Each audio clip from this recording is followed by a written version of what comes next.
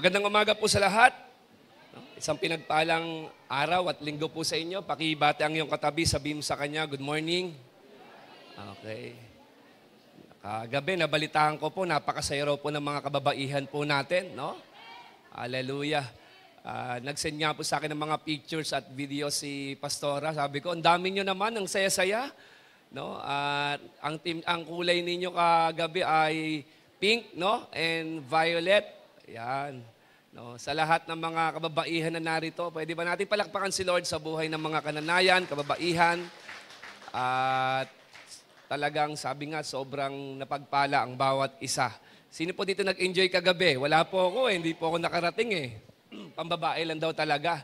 No? Hayaan nyo sa December, mga lalaki naman.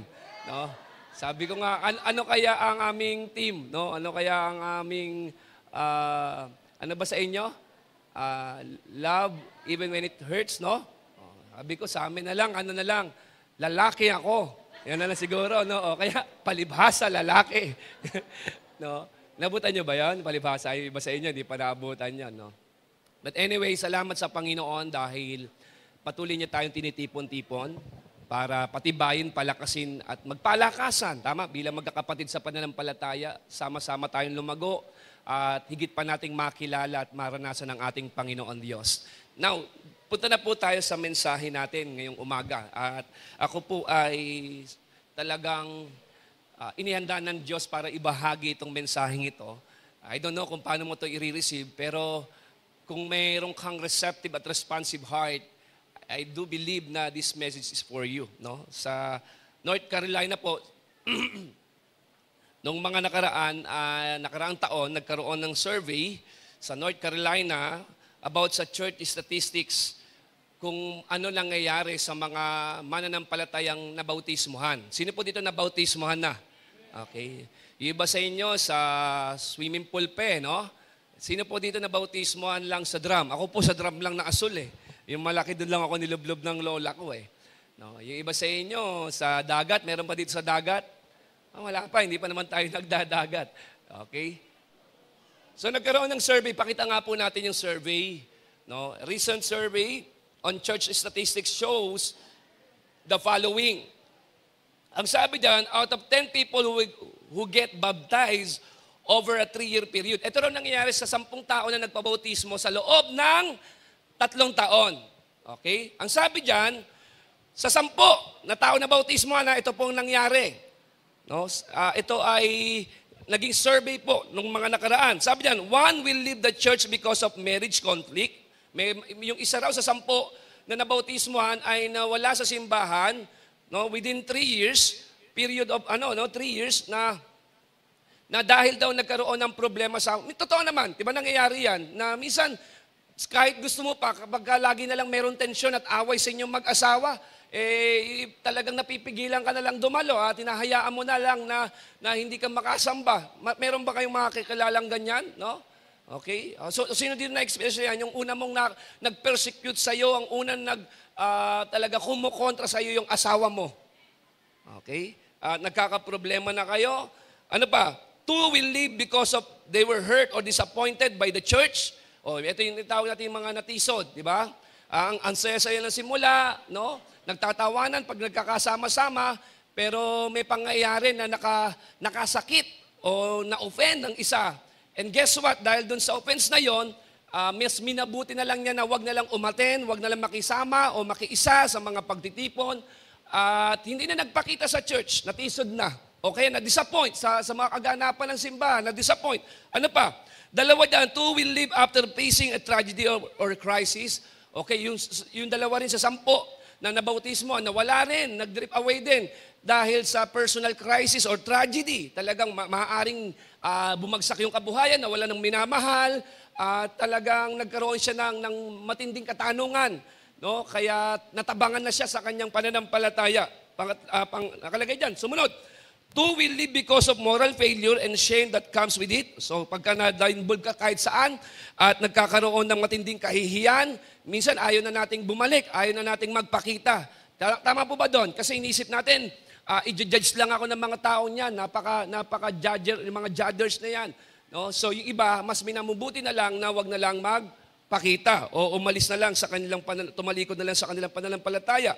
And one will leave because of lose their interest in the things of God. So meron daw diyan isa sa 10 pag yung bang naramdaman na lang niya na para bang wala na siyang gana sa mga spiritual na bagay. Okay?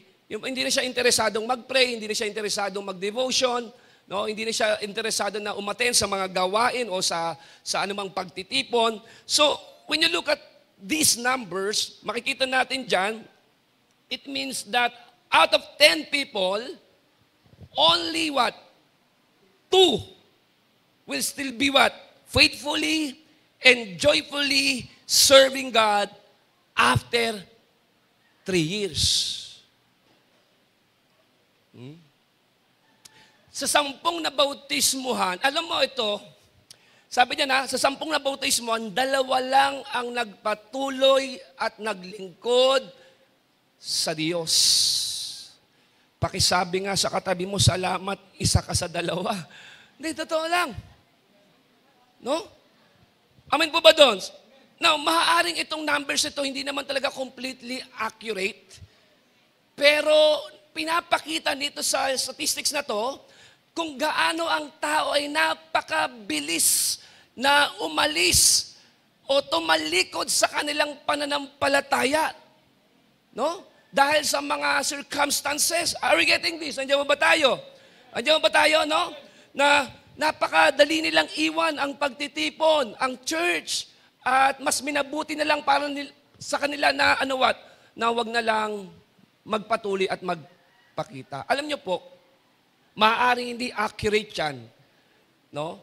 Pero sabihin ko po sa inyo, sa tuwing naiisip ko at nakikita ko rin yung mga listahan ng mga nabautismuhan dito sa church mula pa nung ito po ay nagsimula.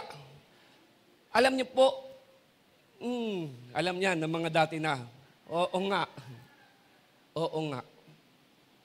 In 17 years ng blessed life, napakalapit.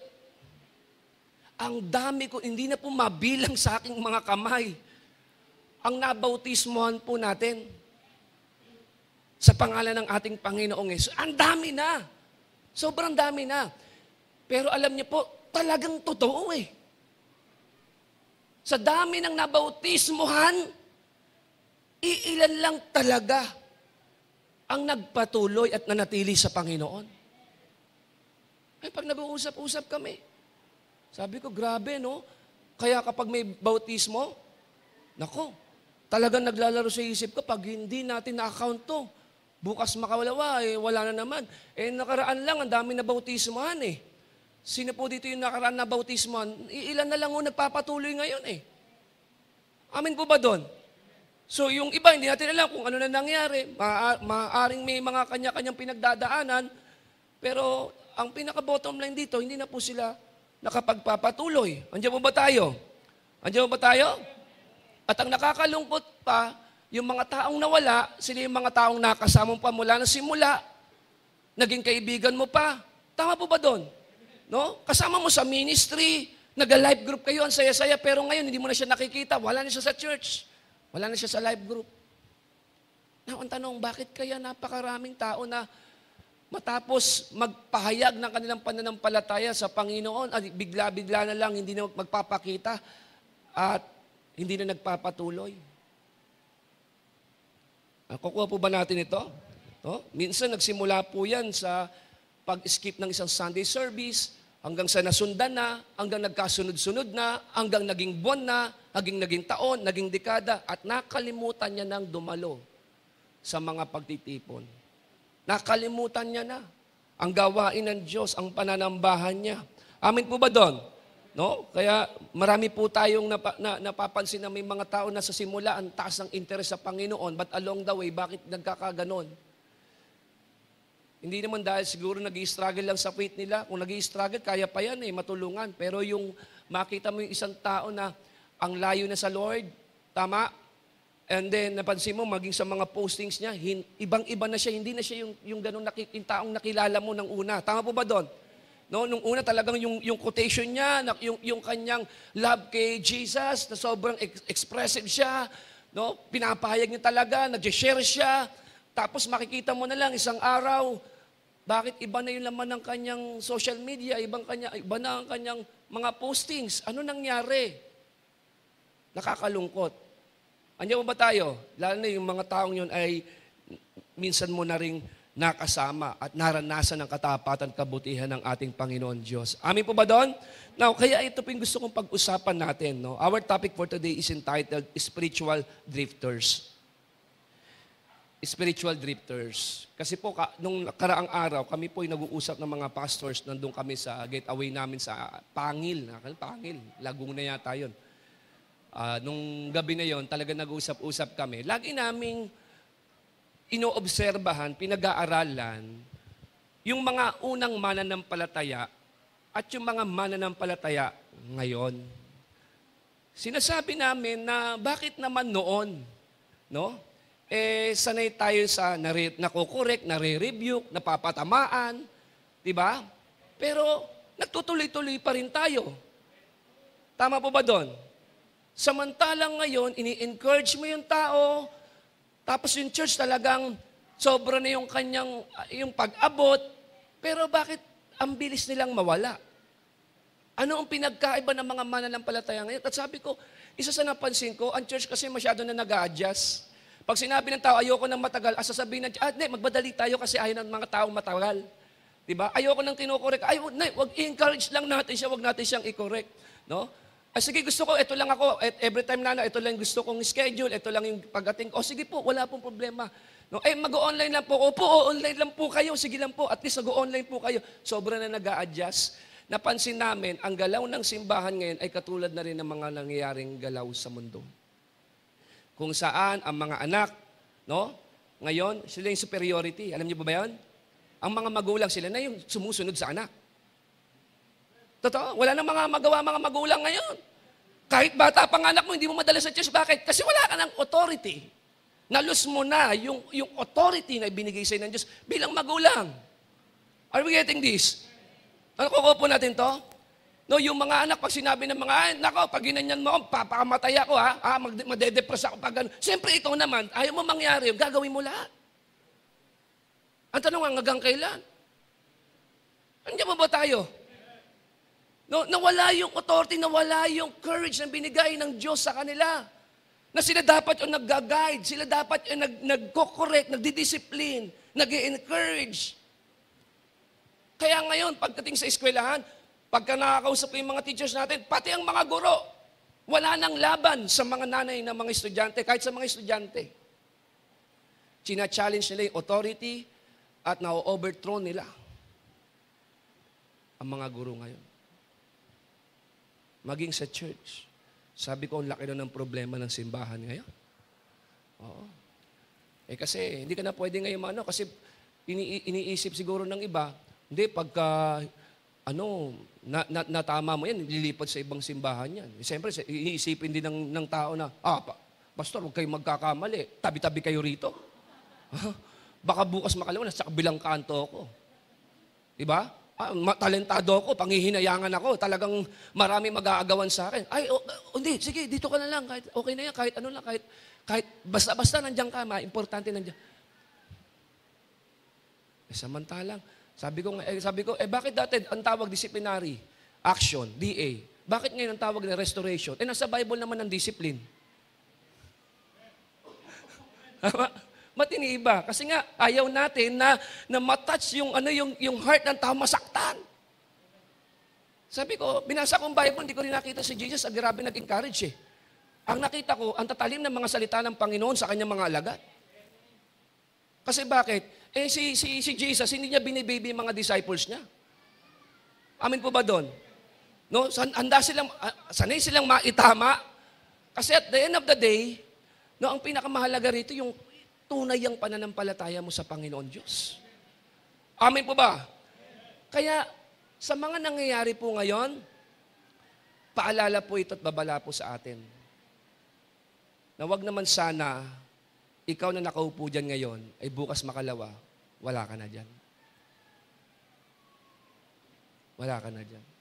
Ang sabi sa Bible, in Hebrews chapter 2, verse 1, look at this. It says, therefore, we must pay much closer attention to what we have heard, lest we drift away from it. Grabe, no? Sabi niya na, therefore, we must pay much closer attention. Listen very carefully to what we have heard, lest we drift away from it. Kapatid, tapatin ko po kayo, wala ni isa sa atin dito ang nakakasigurado na hindi tayo malalayo sa Diyos. Wala. Amin po ba doon? No, kaya sana dalhin natin itong mensaheng ito sa puso natin bilang paalaala, bilang babala ng Diyos sa ating mga nakapakinig na ng mabuting balita, sa ating mga naniwala na sa Panginoong Yesus. Amin po ba doon? No? Kasi maaaring masaya ka ngayon. Maaaring masaya ka ngayon.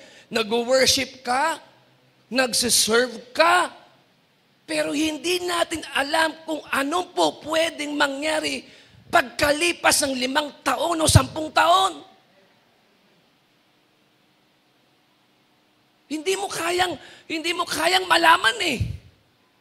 Sa loob, hindi mo pa pwedeng sabihin, ako sa loob ng 5 taon, nandito pa rin ako. Walang nakakaalam. Walang nakakaalam.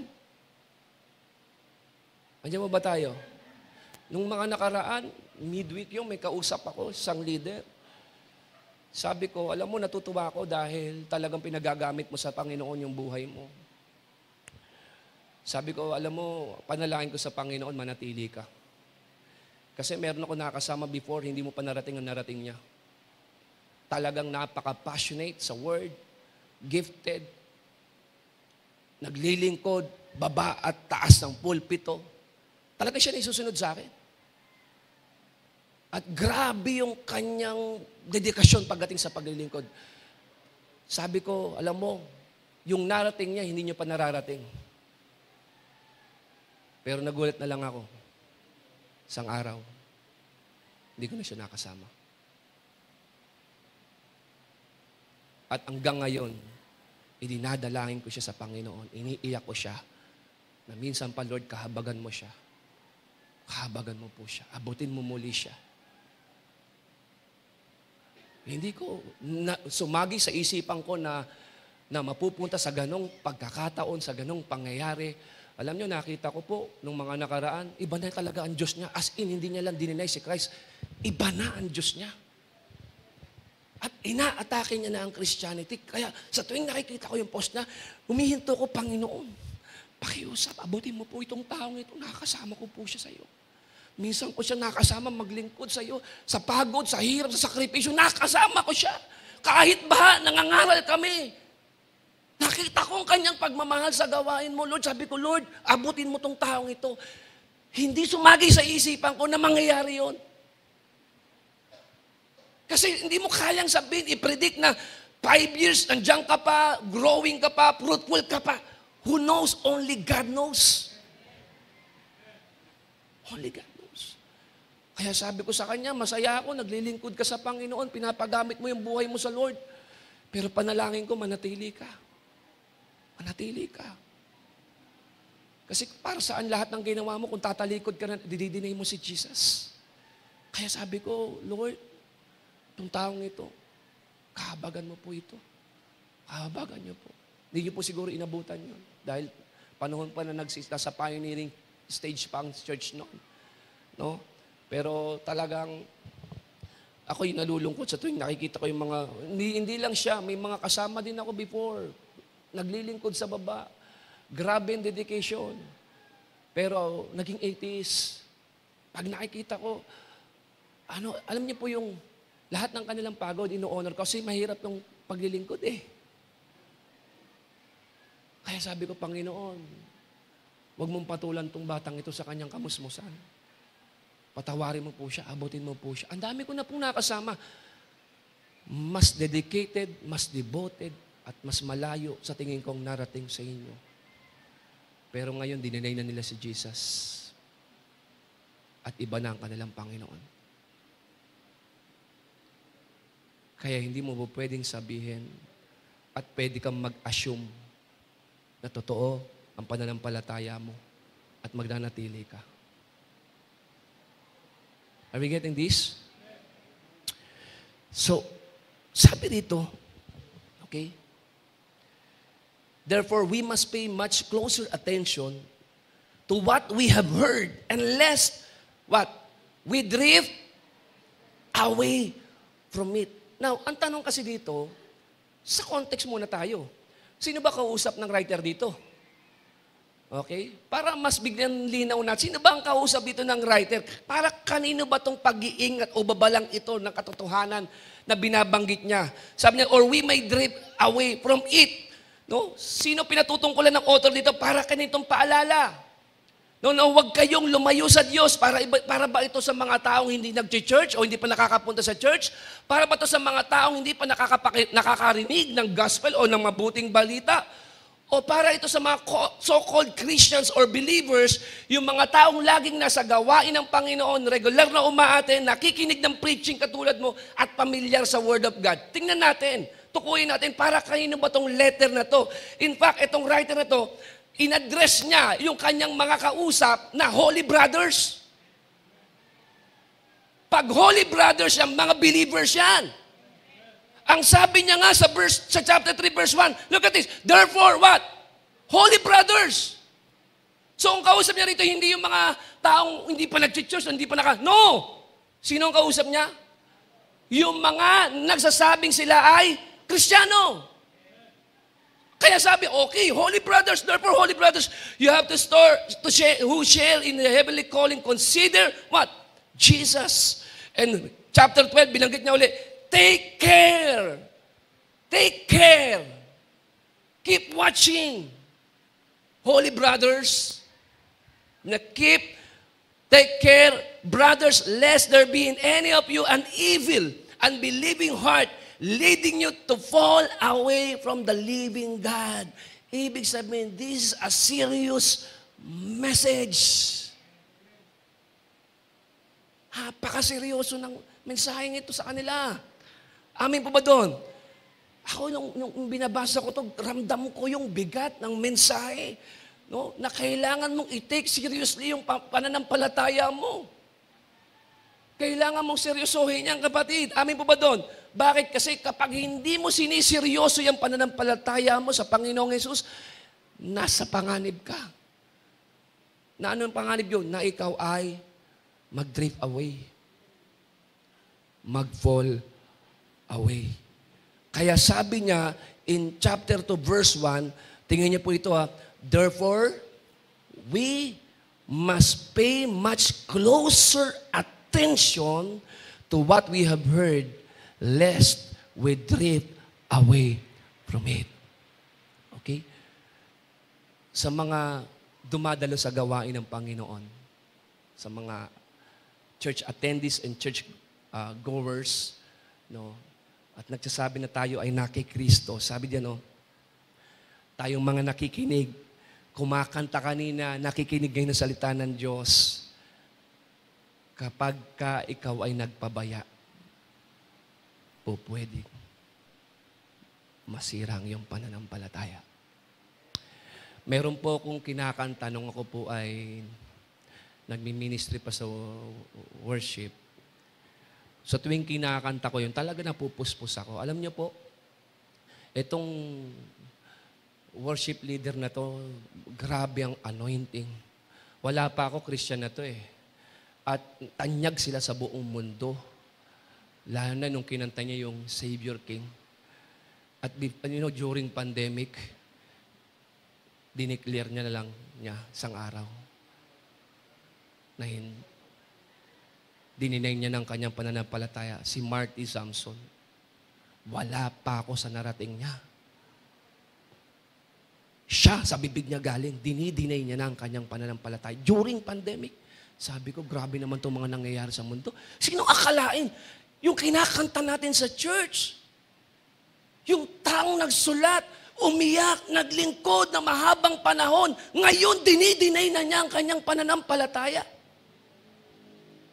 Kaya nga wala makakapagsabi na 5 taon, 10 taon, nandiyan ka pa eh.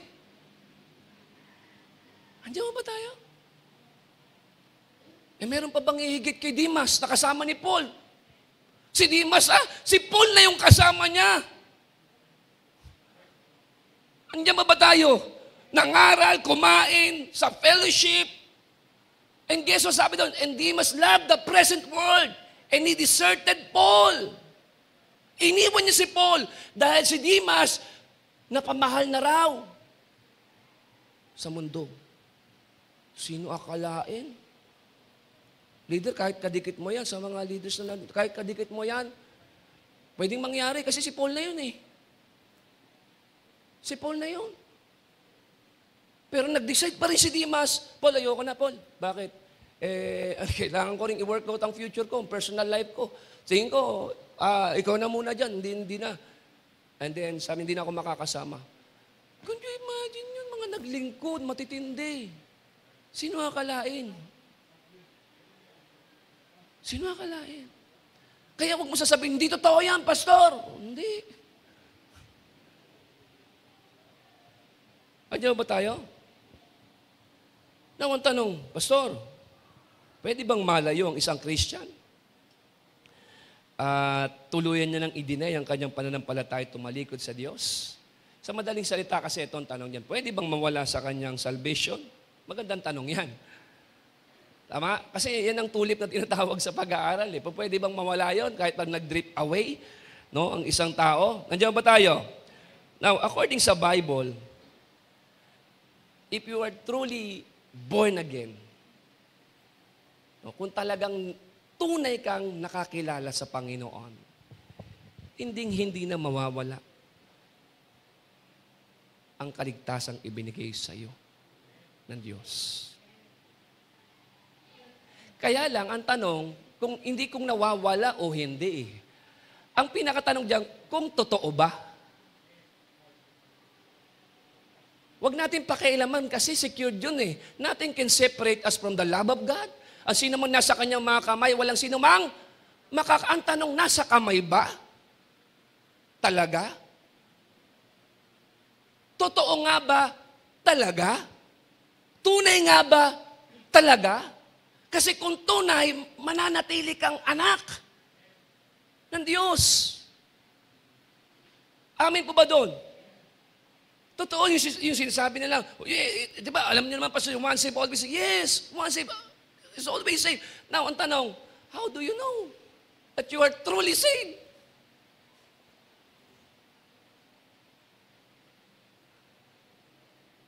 Andiyan pa ba tayo? Ngiti pa po ba? Nakakahinga pa po ba? Ganun talaga eh. Kasi may bigat po talaga ito bilang paalala po sa atin eh. Amen po ba doon?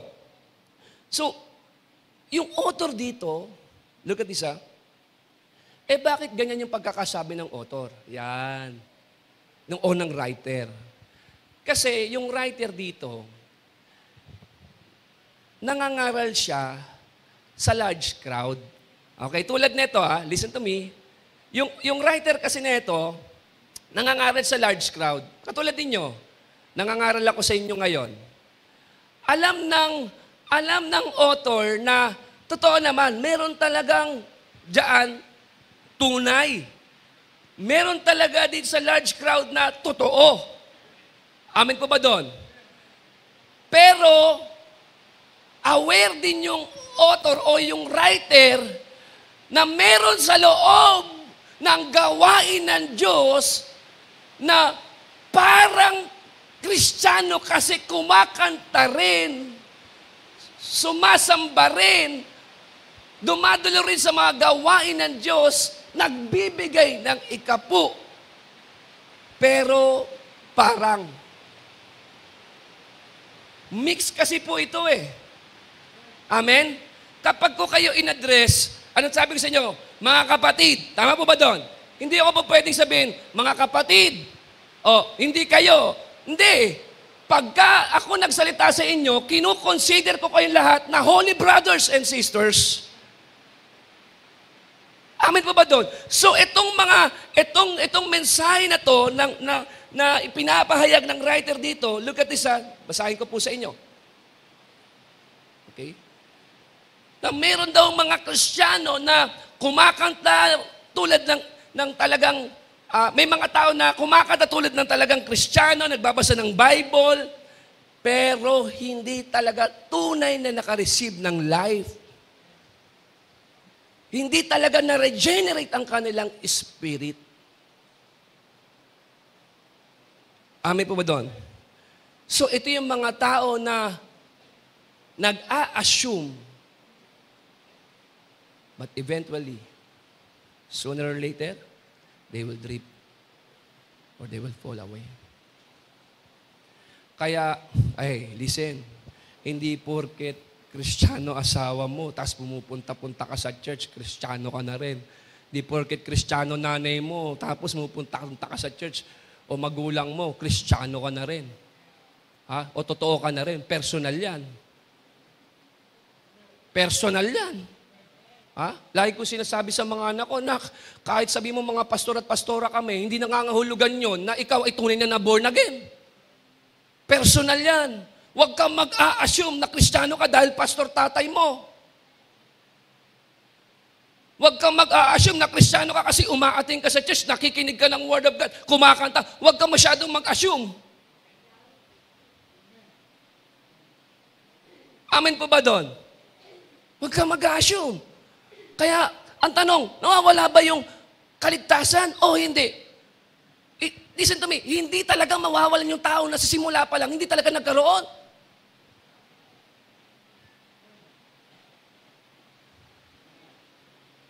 Ulitin ko hindi mawawala ng sino mang sa simula pa lang ay hindi na nagkaroon. Sa mga sa simula pa lang nagkaroon, kahit anong mangyari, mananatili kang anak ng Diyos. Kahit nag-struggle ka, kahit nagkandahirap, kung talagang sa simula pa lang, na-receive mo na yung life at na-regenerate ang spirit mo, mananatili kang anak ng Diyos at ligtas magpakailan. Amin po ba doon? Pero, may mga tao sa loob ng simbahan, hindi kay Jesus nag-start, sa ministry nag-start. So they assume na nagkaroon sila ng sinner's prayer, so iniisip nila, nanalangin ako. So ngayon, punta na ako sa church, kailangan ko lang may mga kasama, kailangan ko ng mga kaibigan, dadalo ko sa mga gawain. Maganda yan, bahagi yan ng buhay ng tunay na Kristiyano, pero dapat masigurado mo talaga. Mamaya, ititest natin ito. Tama ba? Andiyan ba tayo? Now, sabi po sa 1 John chapter 2, verse 19. Look at this. Sabi po sa 1 John, basahin po natin ito. Sabi niyan, for even though they were once a part of us, they withdrew from us before because they were never really of our number. For if they had truly belonged to us, they would have continued with us. By leaving our community of believers, they made it obvious that they never really belonged to us. Bagamat nakasama natin sila, pero hindi talaga sila sa atin. Dahil kung talagang sila'y sa atin, mananatili silang kasama natin. Pero dahil lumayo sila, nangangahulugan na hindi talaga sila kasama natin. So, malinaw na itong si John, malinaw sa kanyang sulat na meron siyang mga nakakasama. Sa kanilang pagbiministeryo, meron silang nakakasama. Sa kanilang fellowship, meron silang nakakasama.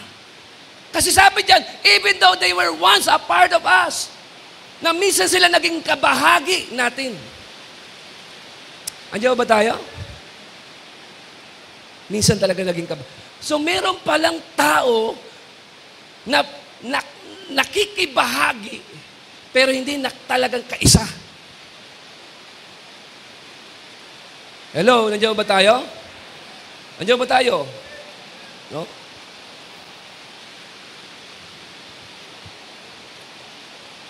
So yung author dito, dinadala niya tayo sa katotohanan. No? Sa isang simbahan tulad ito, kung tatanungin ko kayo kapatid, kung sino naniniwala kay Jesus. Tanungin ko po kayo, sino po dito naniniwala kay Jesus? Taas ang kamay. Taas mo ang kamay. Lahat to? Oh, lahat. Tama po ba doon?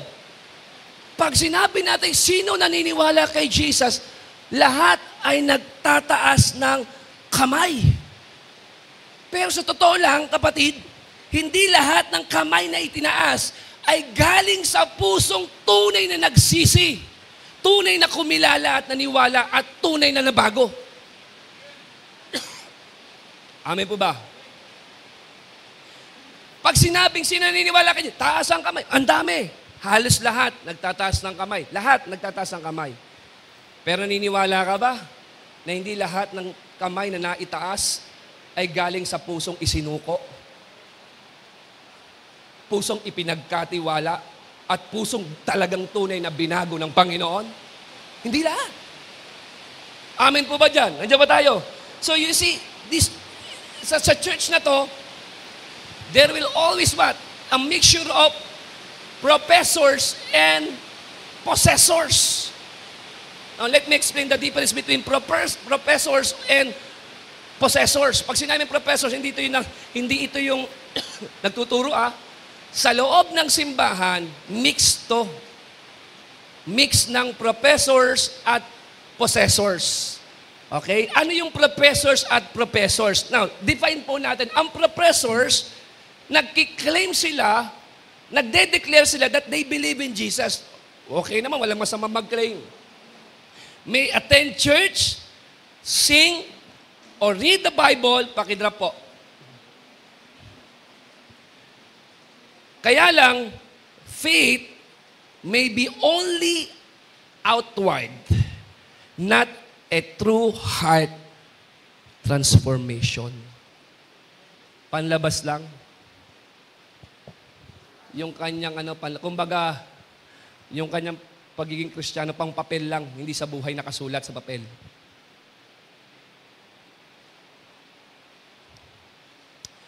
So ito daw sabi diyan, yung professors daw, yung nagpo-profess, nagkiklaim, na siya'y naniniwala kay Kristo. No? Pero sino dito mag-agree ka sa sinabi ni Jesus? Not everyone who calls me Lord, Lord, shall enter in the kingdom of God. Oh, mula sa bibig ni Jesus yun. Mabigat yun.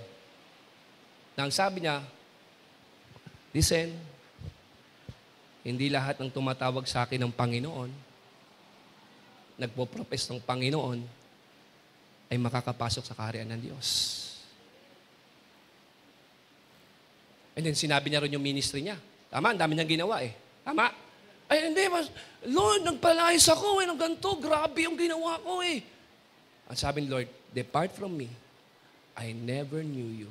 Pinakamasakit na maririnig si Boyo. Ma-break ka na ng taong pinakamahal mo, wag ka lang sabihan ni Jesus na, I never knew you.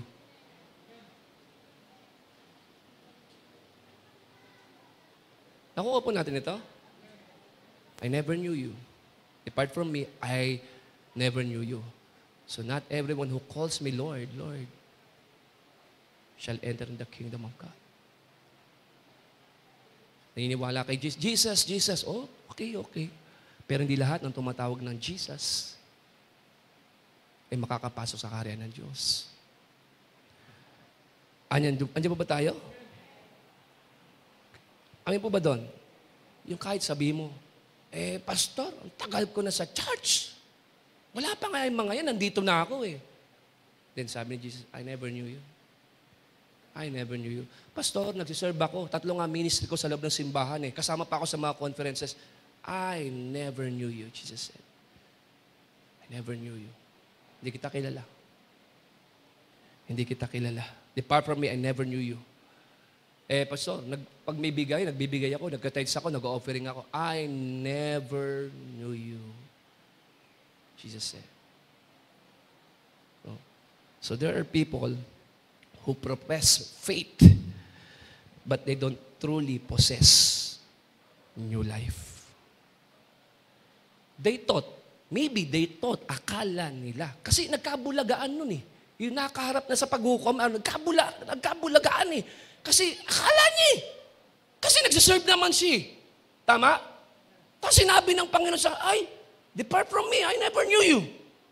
Not everyone calls me Lord, Lord, shall enter in the kingdom of God. Nagkabulagaan. So, itong taong to, nag-assume siya. Tama, mali. At sa atin, maybe we thought na, total, nag-church na ako eh. Nasa ministry pa nga ako eh. Sigurado naman, totoo ako. Pero nasa sa Bible yun. Kahit nga sabihin mo, pastor ka pa eh. Wala naman nakalagay, pag pastor ka, ligtas ka eh. Amin po ba doon? So, itong makikita natin dito, akala niya, meron siya, pero na-deceived siya. Ang pinakamahirap sa lahat, yung mabiktima ka ng maling akala. Madidisgrasya ka dyan. Yung maling akala. Kaya nga sa kalsada, ay akala ko po kasi, hindi eh. One way nga lang, akala ko po kasi po, hindi. Kaya nga nagkabanggaan, one way lang, akala lang. Mahirap. Yung maling akala. Amin po ba doon? So, itong professors daw, itong professors, nagkiklaim, nagde-declare that they believe in Jesus, uma-attend, kumakanta, nagbabasa ng salita ng Diyos, o meron siya pamilyar sa mga story sa Bible, pero ang kanyang pananampalataya ay superficial lang. Ibig sabihin, outward lang. No? Outward lang. Pero wala talagang true transformation o heart transformation. Nagpunta tayo ngayon sa possessors. Okay? Sa possessors. Ang possessors, they truly believe in Jesus. Totoo naniniwala sila sa Panginoon. At dahil dito, meron silang have a real personal relationship with Him. Okay? And their life shows evidence of genuine change and obedience. Okay, nagkaroon ng matinding pagbabago sa buhay. Nagkaroon ng pagsunod. Pag sinayang pagsunod, pagsuko talaga sa Panginoon. Ngayon, paano natin malalaman, Pastor, kung sino sa loob ng simbahan ang professors at possessors? Wala namang nakalagay sa noo. Kung sana ba kapag tumingin ka sa tabi mo, professor, profess, possess. Amin pa ba doon? No? Paano malalaman yung professors at possessors? Now, tingnan natin, isang reliable test dyan regarding sa professors and possessors ay ito. Okay, ang professors, eventually, nagdi-drift yan. Nagdi-drift talaga. Para siyang barko na talagang inanod. Ang possessor ay nag-e-endure. Nag-e-endure. Okay? So possessors are people who profess Christ and endure. Now, paano natin ito malalaman? Time is the test. Time will tell. Time. Panahon na magsasabi. Panahon. Hindi mo po pwede. It's hard to tell na ito professor ka, ito possessor ka. No. Time will tell. Kaya nga, marami tayong nakasama before mula nung itinatag ng Panginoon ang gawain ito. And time goes by. Marami nang nag-fall away or nag-drift away. Time will tell. Are we getting this? Andiyan ba tayo? No? Time reveals the difference. No? Ang isa ay hihinto sa pananampalataya. Ang isa ay mananatili sa pananampalataya. How do you know if you are possessor or professor? The only way to find is to ask yourself this question. Am I still believing in Jesus? Yan ang tanongin mo ngayon. I don't care kung anong ministry mo. I don't care kung uma-attend ka sa mga lahat ng gawain, maging sa conference, wala akong pake. Ang tanong sa'yo ngayon dito, patuloy hanggang ngayon pa rin ba naniniwala ka kay Jesus? Hanggang ngayon pa rin ba? Nakaangkla ka pa rin sa Panginoon? Amen po ba doon? Kasi kahit anong sabihin mo sa faith mo, kapatid, kapag nag-fall away ka, nasa panganib ka. Sabi diyan, you are in danger of falling away from the living God. Kaya ang hirap mag-presume, kapatid, na dahil nag-confess ka ng faith at dumadalo ka sa mga gawain, ay masasabi mong possessor ka. Pag huminto kang manampalataya, diyan na magsisimula ang pag-drift away o ang pag-fall away. Kaya warning ito eh. Kaya in verse 10, chapter 10, verse 35 to 36 nakalagay, therefore, okay mixed crowd tayo rito Hindi ko alam kung sino yung possessor sa atin o sino yung professors or possessor sa atin. Kaya sabi sa atin ng Bible, punta tayo sa Bible, therefore, do not throw away your confidence. Tinapon nila So, which has a great reward. For you have need of what? Endurance. Keep believing. Keep believing. Amin po ba doon? So that when you have done the will of God, you may receive what is promised. Sabi niya, for yet a little while, and the coming one will come, will not delay. But my righteous one shall live by faith. And if it shrinks back, my soul has no pleasure in him. Grabe, no? But, yun, buti na lang. But we are not those who shrinks back and are destroyed, but of those who have faith. Mga nananampalataya at naniniwala kay Jesus, those who have faith and preserve their souls. You have to endure because time will tell. Patuloy kang manampalataya kay Jesus. Patuloy kang manampalataya kay Jesus. Okay yun. Na talagang, pastor, talagang alam ko na talagang na-receive ko yung eternal life, talagang binigay. Yes, pero pagka na-receive mo ba yung salvation, matatapos ko na maniwala kay Jesus? Patuloy. Have to endure. Amin po. Sabi niya, don't shrink back. Yung shrink back, tingnan ko, don't fall away or turn away from Him. How do you know that you are truly saved? If you keep believing. If you keep believing. Kasi nakita ko Sabi ko, pambihira nangyayari ngayon. No? Bakit sila, ako tinatanong, bakit sila napunta sa ganong senaryo?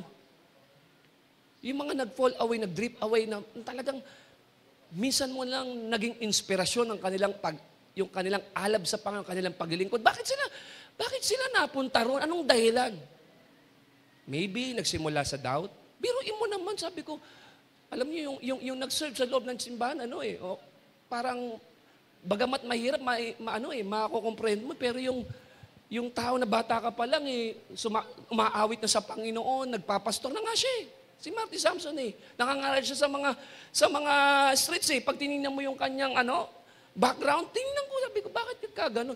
Yun ang kasi tanong sige, nag-fall away siya. Ang tanong, bakit siya napunta ron? Maaaring nag-doubt, nagkaroon ng question. And then, ayoko na. Hindi totoo ang Diyos at ang mga Kristiyanong yung mga plastic. Ang hirap pakisamahan. Mahirap nun. Diyan ba tayo? So, sabi dyan, therefore, balik tayo we must pay much closer attention to what we have heard. Yung gospel na narinig mo, yung goods na narinig mo, palagi mong i-anchor yung isipan mo, yung puso mo sa ginawa sa'yo ng Panginoon. Amen po ba doon?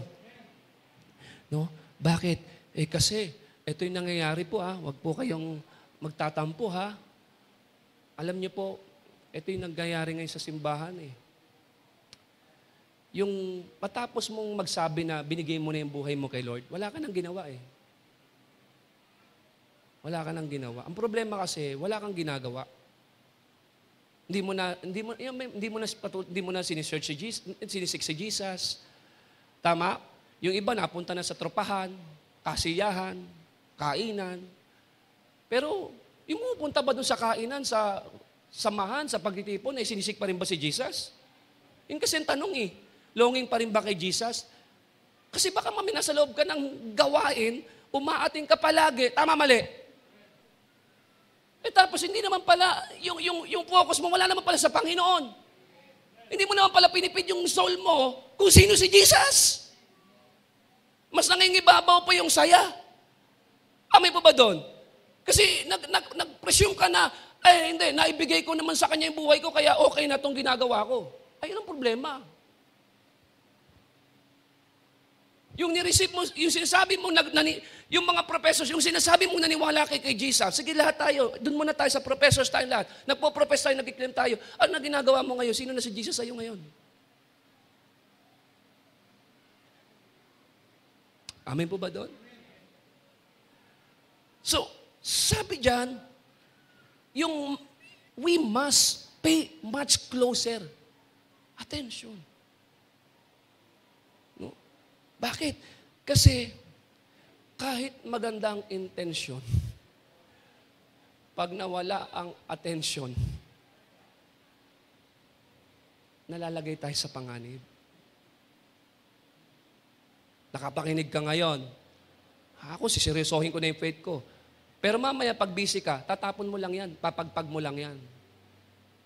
Pag uwi, tingnan mo, wala ka na naman. Hindi ka na naman mananalangin. Hindi ka na naman magbabasa ng Bible. Pinapagpag mo lang eh.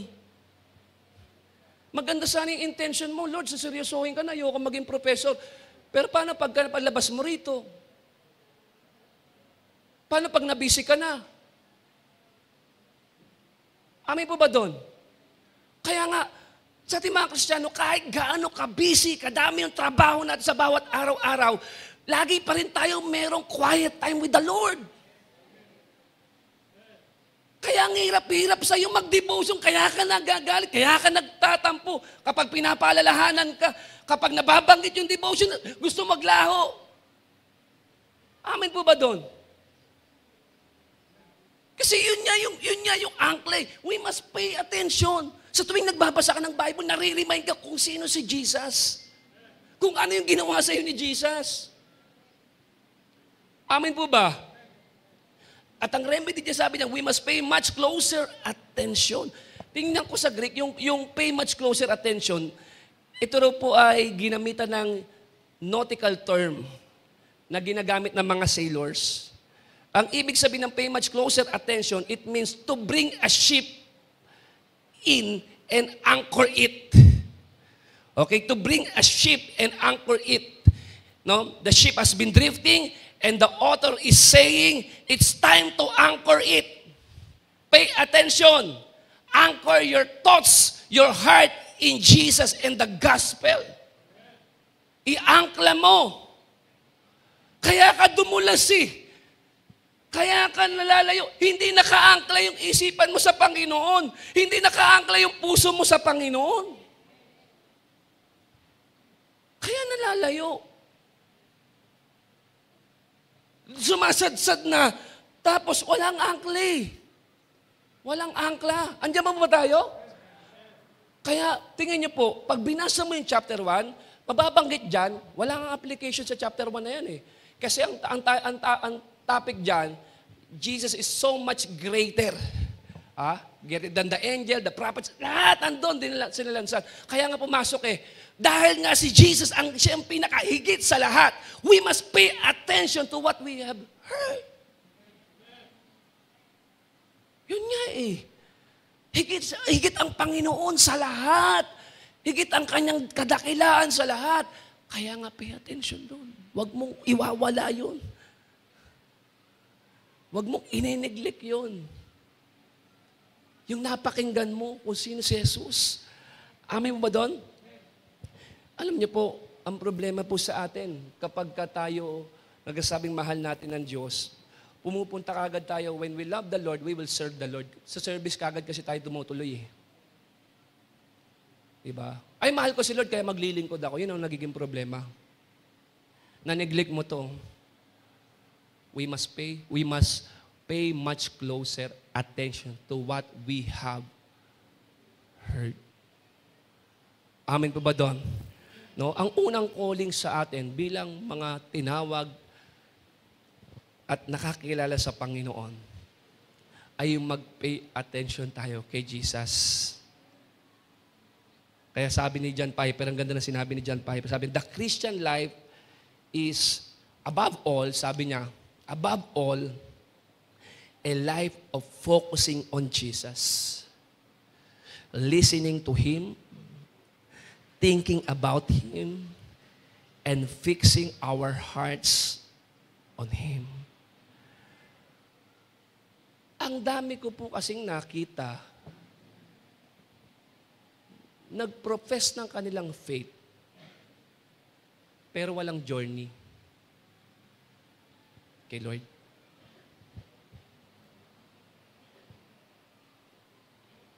Ewan ko nakukuha niyo po ito. Nag-journey ka ba kay Lord?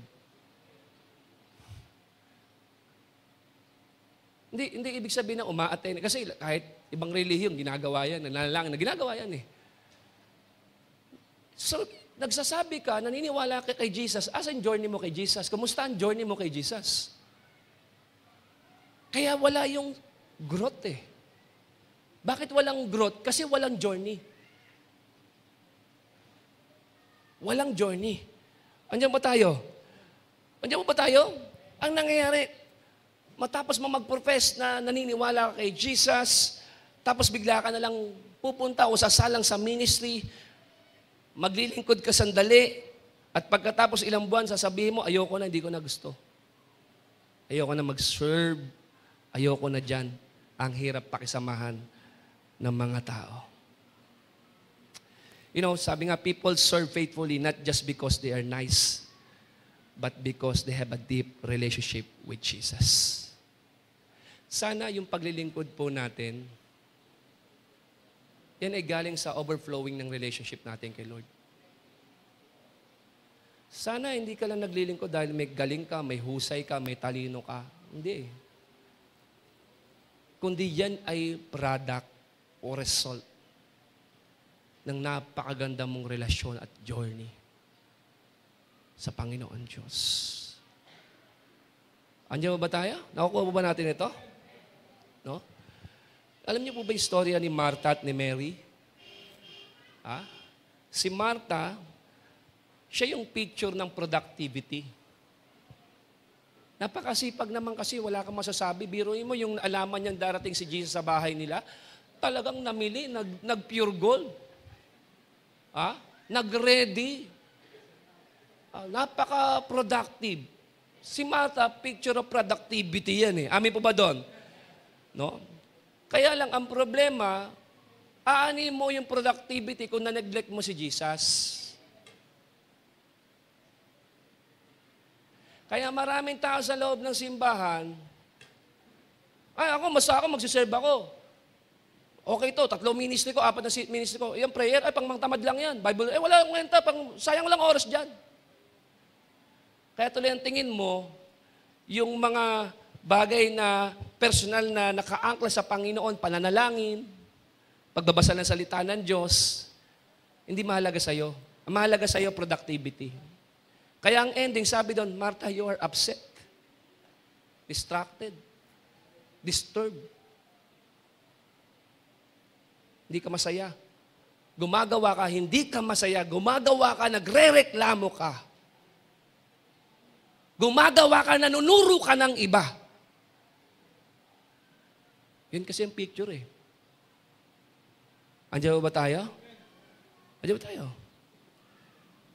Ang paglilingkod sa Panginoon ay mahalaga. No?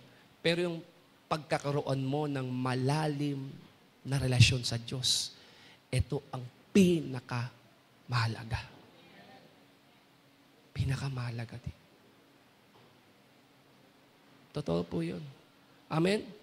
Samantalang si Mary, It is a picture of focus eh. Focusing on Jesus eh. Si Mary, nakita natin dito, sinamantala niya. Yung pagdating ng Panginoon, talagang umupo siya. Nakaganon siya, nakafocus siya, nakikinig siya. At ang ganda ng komento sa kanya ni Jesus eh. Tama po ba doon? Samantalang si Martha, okay sana si Martha, walang problema eh. Kaya lang, distracted, upset, okay na maging masipag. Tama po ba doon? Kaya lang, mas nagustuhan ni Jesus yung posture ni Mary. Kasi kay Mary, mas mahalaga yung presence ni Jesus kaysa yung gagawin niya para kay Jesus. Kaya huwag tayong mamamali po doon. Tayong pinagkatiwalaan ng Diyos na maglingkod, huwag tayong mamamali na mas mahalaga na yung gagawin mo sa Panginoon kaysa sa Panginoon mismo. Andiyan ba tayo? So si Mary, makikita natin dito, inangkor niya ang kanyang sarili sa pagmamahal ng Panginoon, treasure niya si Jesus. Huwag mong iti-treasure ang ministry higit sa Panginoon. Kung meron kang iti-treasure, si Jesus yun. Amin po ba doon? So, treasure si Jesus at yung kanyang kaluluwa talagang na-refresh. Bakit? Sabi ko nga kanina, nag-grab kasi kami dahil nabutas yung gulong ko. Sabi ng grab driver, ay, nalaman niya na pastor ako. Hindi ko alam kung bakit, paano niya nalaman. Paano ba nalaman, mahal? No? Sabi, alam niyo po, pangatlong pastor ko na po kayo nasasakay. Ha? Okay ng umaga po, pangatlong pastor na po kayo. Di nag-share ako, habang nag-share ako sa kanya. Tapos born again pala siya dito na sa Esteban. Dito lang sa Esteban. Tumutugtog siya. Sabi ko sa kanya, alam mo, maganda yung ginagawa mo, tumutugtog sa Panginoon. Pero alam mo, sabihin ko lang sa iyo, pag pupunta ka sa gawain, huwag mong isipin kung ano yung gagawin mo sa Panginoon. Kundi isipin mo kung ano yung gagawin ng Diyos sa iyo. Mas masarap pumunta sa church kapag excited ka na may gagawin si Lord. Nakaka-burden eh. Kapag lagi mo lang iniisip, pumunta ako sa church kasi kailangan ko gawin to, kailangan ko gawin. Hindi. Dapat pumunta ako sa church kasi may gagawin si Lord sa akin, may papakita siyang bago sa akin, may i-restore ako ng Panginoon. Alam nyo, talagang naniniwala ako, from abiding, nagsisimula yung abundance eh. Kaya sabi ni Lord, remain in me. Stay in the vine. And you shall bear much fruit. Oh, diba yung pananatili, ang importante. Pananatili. Hindi ito usapin ng pamumunga. Ang usapin dito yung pananatili. Amin po ba doon? Kaya siguro tayo kapag nag-serve tayo, walang ka-power-power, walang kabuhay-buhay. Kasi bakit? Hindi galing sa relasyon natin sa Panginoon. Amin po ba doon? Nandiyan ba tayo? So, dito po ako magtatapos sa inyo. Sabi diyan,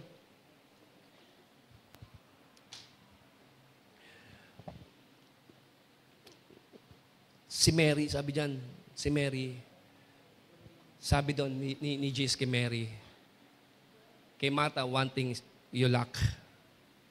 Pero si Mary sabi niya, pinili ni Mary ang higit. And he shall never take away from her. Yung higit na mahalaga. Higit na mahalaga. Ako po'y naniniwala pagdating sa lakbay natin sa Panginoon, kailangan munang mauna ang puso ni Mary bago ang kamay ni Martha. Kasi pag nagsimula ka sa kamay ni Martha and you left your first love, you neglect your first love, hindi ko alam kung magiging masaya ka sa ginagawa mo. Yan ba tayo? I'm not saying na huwag kang maniwala na totoong Kristiyano ka. No. Just believe. Just believe. Kaya lang mix tayo rito eh. Naaawa ko, paano naman yung iba? Tama po ba doon? Baka mamaya katabi mo pa eh. Ang hirap. Kaya yung mensahe dito ng writer, mixed crowd, alam niya mixed crowd eh. May professors, may possessors. So, sabi niya na lang, mag-ingat kayo. Mag-ingat kayo. Kasi pagka tumigil na kayong maniwala, magsisimula na kayong mag-fall away. Kaya Kaya na-realize ko lang, oo nga, no? Ang dami na ngayong nalalayo sa Lord, huwag ka nang sumama ron. Huwag ka nang mapabilang doon. Huwag ka nang mapabilang doon. May kwentuhan kami, sabi ko sa kanila, ang problema kasi ngayon ng mga naniniwala kay Jesus, hindi absolute yung word sa kanila. Kailangan nilang ipatunayan pa yung kanilang sarili sa ibang tao. Pero sa mata ng Diyos, wala kang dapat patunayan. You are valuable. You are loved. Tama? Wala eh. Accepted. Anointed. Yan ang kasarap ng Lord eh. Yan ang identity mo sa harap ng Panginoon. Amen? Pero anong problema ganito? Sabi ko, bakit hindi ka magla-life group dahil natisod ka? So, you mean dahil sa natisod ka, hindi mo na kailangan paniwalaan ang principle ng Bible na magsama-sama ang mga mananampalataya dahil na-offend ka? Ayaw mo na mag-church kasi na-disappoint ka sa isang tao? Bakit siya babatayan ng pananampalataya mo? Andiyan mo ba tayo? Siya ba magsasabi kung totoo si Kristo o hindi? Hindi ba ang salita ng Diyos? So kahit anong makita mo, kahit anong ma-experience mo, dapat manatili kung ano yung sinasabi ng Bible. So ibig sabihin pala yung tao na yon, porket nag-fall away siya, kailangan mag-fall away na rin ako. Bakit? Nag-drift away siya eh. So ayoko na rin. Ganun ba yon? Kaya nga makikita mo sa church, di ba ang dami-dami barkadahan, pero pag may isang bumaklas, nagbabaklasan. Kasi hindi naman nakaangkla kay Jesus yung kanilang faith eh. Nakaangkla sa friendship. Nandiyan ka lang kasi nandiyan ang kaibigan mo. Nandiyan ba tayo? Pero sana nandiyan ka dahil kay Kristo. Sana umaating ka ng gawain sa life group dahil kay Jesus. Dahil alam mo may gagawin, may sasabihin ng Panginoon sa iyo. Panalangin ko po, hanggang sa pagdating ng ating Panginoon, lahat tayo na dumadalo rito, makakasama yan sa kanyang kaharian. Sa malungkot at mabigat sa puso, na minsan ko kayong nakasama at bukas makalawa, malayo na kayo sa Diyos. Who knows? Time will tell. Time will tell. Kaya ako, sabi ko, alam nyo, napaka-importante sa akin ang panalangin. Galak na galak ang puso ko kapag may nagsasabi sa akin, Pastor, pinagpipray kita. Every time na nagpupunta ako sa Word of God, dahil kong sinasabi, Panginoon, lahat naman nag-i-struggle sa faith. Amin po ba doon? Pero pakiusap ko po, ayoko malayo sa'yo. Ayoko malayo sa'yo. Kapatid, pinakamahirap sa lahat, yung malayo ka sa Diyos. Kaya ako, every time na nakakita ko ng mga tao, na mga friends ko sa Facebook na alam kong nakasama ko sa church, Panginoon, abutin mo siya. Sabi mo naman, hindi maiksi ang kamay mo. Abutin mo siya sa oras na to. Di ko alam kung anong kaparaanan ang gagamitin mo, Lord, pero ibalik mo po siya sa iyo. Nalulungkot ako. Sabi ko, ilan pa ba sa makakasama ko na bukas makalawa? O baka mamaya pati pa ako, pati asawa ko, pati anak ko. Sino mag-aakala? Wala nakakasigurado. Ang madali kasi yung mag-presyon. Tama ba? Yung mag-presyon ka. Tumanggap ako kay Jesus, tumanggap ako. Tapos upo ka, tumanggap na ako kay Jesus. Tapos, ang saya naman dito, ang saya naman. And then, nasa gawain ka, pero hindi naman si Jesus na yung hinahanap mo. Tama? Nababarkada ka. Saan tayo? Tara, kakain tayo. Kakain tayo ron. Ang sarap-sarap. Pero si Jesus ba talagang hinahanap mo? Sana si Jesus. Kasi bukas makalawa, baka iba na Panginoon mo. Amen? Baka yung mga tinatayuan ng Biblia, hindi na rin yung tayo mo. Ako po panalangin ko, Lord, total, nandito naman na sila sa loob ng church. maging totoo na kaming lahat sa iyo. Kaya po, natuwa kay Pastora. Kasi si Pastora, bumili siya ng devotional ng mga anak ko. Notebook. Unang pagbaba, superbook, devotion. O ano masasabi mo? I am grateful. O sige, lagay mo dyan. Lagay mo dyan. Mama, saan ba tayo pumunta kahapon? O yun, ang saya-saya ko, Lord. Bakit? Kasi, hindi ko pwedeng sabihin dahil pastor ako, ligtas ka, anak. Hindi ko pwedeng sabihin yun. Kaya hanggat kaya ka namin turuan, gabayan, no? Ito yung pinakakayamanan para sa amin. Dahil lahat ng bagay na paghihirapan mo sa lupa ay iiwanan mo, pero ikaw pwede kong makasama sa langit. Kaya panalangin ko po. Panalangin ko po. Total nandito ka, siguraduhin natin na hindi tayo kabilang sa mga professors, kundi talaga'y kabilang tayo sa mga possessors. Pwede ba tayo lahat ay tumayo? No? Ihangkalan natin yung ating sarili. No? Alam niyo, sabi ko nga, pag-aralan mo kung ano yung ginawa sa'yo ni Lord. Lagi yan. Pag nagbabasa ka ng Bible, wag mo kagad hanapin kung ano yung pwedeng ibigay sa'yo si Lord. Pag-aralan mo kung ano yung ginawa ni Lord, higit na napaka-powerful nun. Pag-aralan mo, ano ba yung blood ni Jesus? Ano ba yung justification? Baka nga hindi mo na inaalam eh. Baka ayaw mo nang alamin. Tama mo ba doon? O kaya naman, pinapahayag, pinangangaral, tinuturo ng leader, pero ayaw mo nang saluhin. O meron naman sa atin, magaling mag-receive, pero hindi marunong mag-obey. Amin po ba doon? Kaya kailangan balik tayo. Balik tayo. Lord, patuloy po kong maniniwala sa iyo, sa mabuting balita. Panginoon, ikaw ang tumubos. Sa iyong dugo, ako'y pinatawa. Lagi yan. Panginoon, ikaw ang aking mabuting ama na nangangalaga, mabuting pastol. Iangkla ang isipan at puso sa Panginoong Yesus. Manalangin po tayo, dakilang Diyos. Ikaw po ang nakababatid at nakakaalam ng kondisyon ng aming puso, maging ang aming katayuan sa iyong harapan. Wala pong maitatago po sa iyo, lahat po sa iyo hayag at lantan. Kaya nandito po kami, dumadalangin sa iyo, Panginoon, na patuloy mo kaming samahan. At kung nawala man sa puso namin, Lord, yung aming pong unang pag-ibig sa iyo, yung mga panahon na wala kaming ibang ninanais kundi makilala ka at maranasan ka, Lord, kung nawala po ito sa puso namin, Panginoon,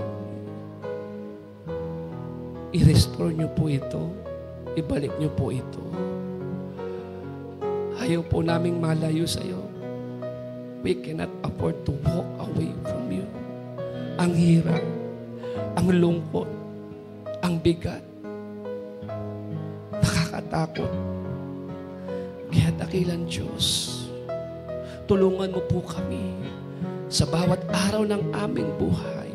Patuloy mo pong ipaalala sa amin ang iyong kabutihan, ang iyong habag, ang iyong biyaya, ang lahat ng iyong ginawa at mga pangako sa amin, Lord. Huwag kaming huminto.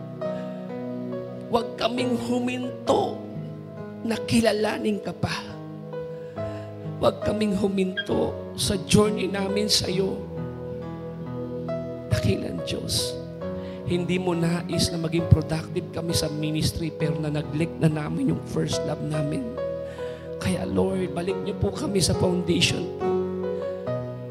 Kung saan, Panginoon, nagsimula kami. Totoo naman, Lord Kaya kami nagsiserve kasi tugon namin yung sa pag-ibig mo sa amin Hindi naging mahirap sa amin na paglingkuran ka kasi Lord God, grabe yung biyaya mo sa amin, grabe yung pag-ibig mo sa amin.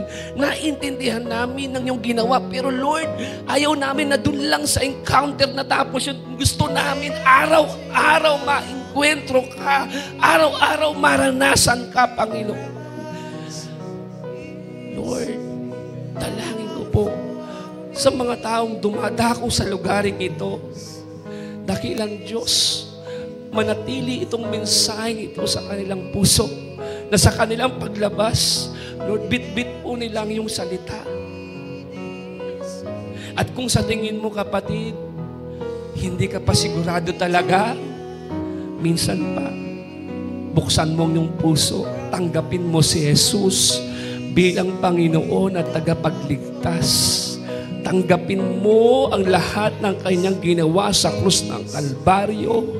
Sa kanyang dugo, ikaw ay pinatawad, tinubos, pinalaya at niligtas. At ikaw ay naging anak ng Diyos. Hindi dahil sa iyong mga gawa, kundi dahil sa kanyang ginawa para sa iyo. Papasukin mo ang Panginoon sa puso mo. At mula ngayon magkaroon ka ng totoo at tunay na personal na relasyon sa Kanya. At dyan sa relasyon na yan, dadaloy ang presensya ng Diyos na siyang magdadala sa iyo sa paglilingkod at pagmamahal sa Kanya. Hindi mo kayang mahalin ang Diyos ng todo hanggat di mo tunay na naranasan ang pag-ibig ng Panginoon sa iyo. Kaya sa umagang ito, inaanyayahan ka ng Panginoon na buksan mo ang puso mo at maging totoo si Jesus na nakaluklok sa trono ng puso mo. At mula ngayon, hindi ka lang mag-claim, hindi ka lang mag-declare, kundi mag-journey ka. This journey is a life-changing relationship with Jesus na habang lumalakad ka ng nakasamang Panginoon, patuloy kang binabago ng Diyos from glory to glory. Hallelujah, hallelujah. Praise you, Jesus. Praise you, Jesus. Kaya sa umagang ito,